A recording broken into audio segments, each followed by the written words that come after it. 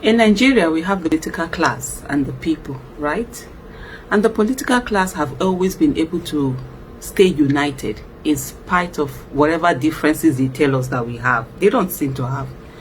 When it comes to corruption in Nigeria, there's no tribe, there's no religion, there's no ethnicity, there's no gender, nothing. They all work together. When it comes to giving us good, bad governance, they all work together. Those divides that they tell us that we have, they don't seem to have them. And whenever citizens come together to work towards something or working on something or having a common purpose, guess what they always bring in? Religion, ethnicity, and all of that. And they are doing it again, all over again. The last one they did was during EndSARS protest. When the Nigerian youth came together all over the country, they came together and with one voice they were saying EndSARS. Guess what they used? Religion and ethnicity.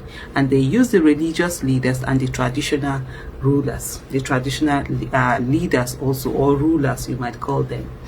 And I remember the northern governors even did a meeting. They had a communique where they were saying to the traditional rulers and the religious rulers, well done for a job well done for using ethnicity and religion to divide the youth. Today, the youth, a good number of the youth and a lot of Nigerians are united behind Peter Obi. Guess what they are using? Religion and ethnicity. The same religion and ethnicity that they do not remember when they are giving you bad governance, when they are unleashing mayhem on you. They don't care. When they are doing their corruption, it doesn't divide them. All of a sudden, you're coming together, they are bringing it. And one of the things that they always use is to try to make people responsible for the violence that they unleash. The establishment, right now I'm going to call them the establishment, whether the main opposition, whether the ones in government, whether all of them, it's one political class. That right now they are saying Nigerians are taking their power back and seemingly wanting to decide who is it that becomes the next president and who are the people that go into office, the other political offices. And they are scared and they don't mind. They will come together, they will gang up against the people and do everything they can to make sure that they put spanners in the wheels. And what are they doing now? They are trying to make out that Peter Obi's supporters are sort of like violent. How? Where? When?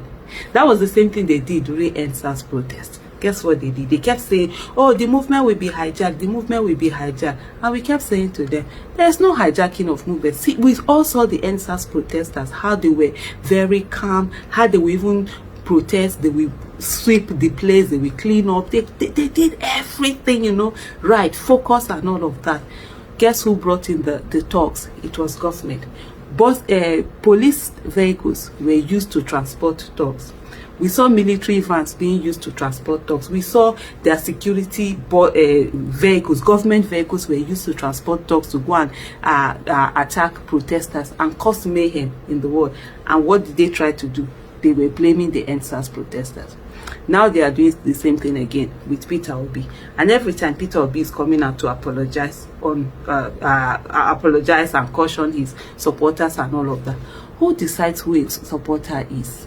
Is it because you just on your, either on your Twitter, either you wear t-shirt that says Peter Obi or on your Twitter handle, is that it? You think they will not bring their mayhem? By making Peter Obi to become to become responsible for some of the things that maybe it is even, I won't be surprised it is they that are doing it. By doing that, they're making him responsible for something he is not the cause of.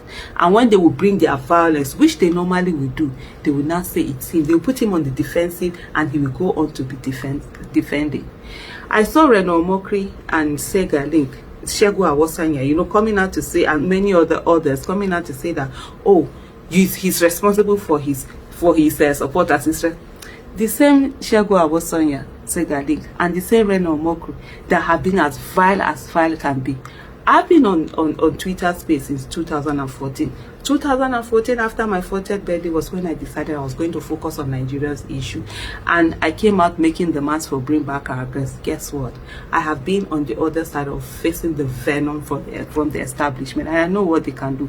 There's no kind of insult that they didn't give us. There's no kind of abuse, whatever. Whoever took responsibility for them.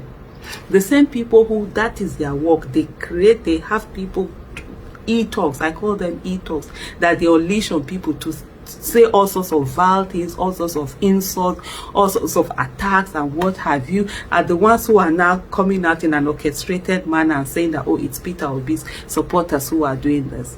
This government and the establishment, both as I call them the political class, the main opposition, the government, the establishment, they are all the same. And right now, they are scared of the people. If you've never thought that you mattered in this country, if you've never thought that you had the power, for the first time, you can see how jittery the establishment, the political class is. And it says a lot that indeed power belongs to you. Do not fall into their trap. Do not fall into the things that they've always done to keep the people divided. Remember, the poverty that the northern people face and the southern people face is the same. It's the same. The unemployment is the same. The lack of security is the same. The lack of access to good quality education is the same. The lack of good healthcare system is the same. We are all suffering. The suffering is not different. But the political class, they are enjoying, whether they are from the north or from the south. And isn't it time for us to say enough is enough? Thank you.